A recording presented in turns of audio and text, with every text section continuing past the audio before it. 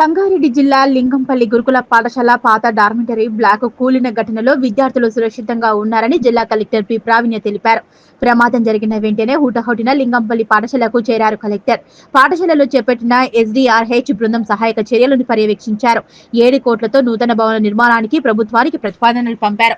ప్రమాదకరమైన భవనాల వైపు విద్యార్థులు వెళ్లకుండా కౌన్సిలింగ్ ఇచ్చారు. అందుబాటులో ఉన్న సురక్షితమైన గదుల్లో తరగతుల్లో హాస్టళ్లు ఏర్పాటు చేశారు. మునిపల్లి మండలంలోని Telangana residential educational society school యొక్క పాత డార్మెంటరీ బ్లాక్ మంగళవారం మధ్యాహ్నం కూలిన ఘటనలో విద్యార్థులకు ఎలాంటి ప్రమాదం లేదని జిల్లా కలెక్టర్ ప్రావీణ్య తెలిపారు.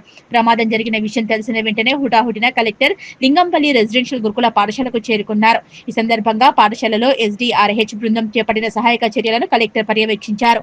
ఈ కార్యక్రమంలో సంబంధిత విద్యాశాఖ అధికారులు పాల్గొన్నారు.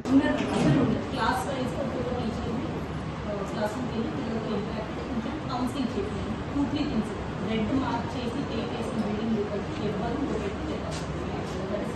సెకండ్ థింగ్ బయట అర్థమవుతుందని చెప్పండి. ఏదైనా గమనిస్తుంది టీచర్తో మాట్లాడుతుంది. గోడలు బాగానే ఉన్నాయి, రూఫ్ ఒకటి బాగాలేదు, స్లాబ్ మొత్తం తీసేసి మనం షెడ్ సిస్టమ్ జస్ట్ పెట్టేసి అక్కడ చేసి ప్రాసెస్ చేసేసి షీటింగ్ చేసేసి కంటిన్యూ చేయొచ్చు. This is temporary. Permanent building ఎన్ని డేస్ మనం శాంక్షన్ కోసం పంపిస్తాం అది సార్.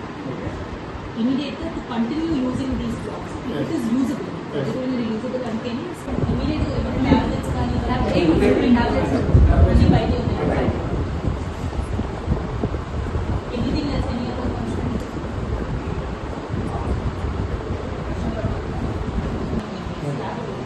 అక్కడ ఏదైతే కడుతుందో కింద ఫౌండేషన్ కూడా బ్రిక్ ఫౌండేషన్ అది మిక్స్ డైనింగ్ హాల్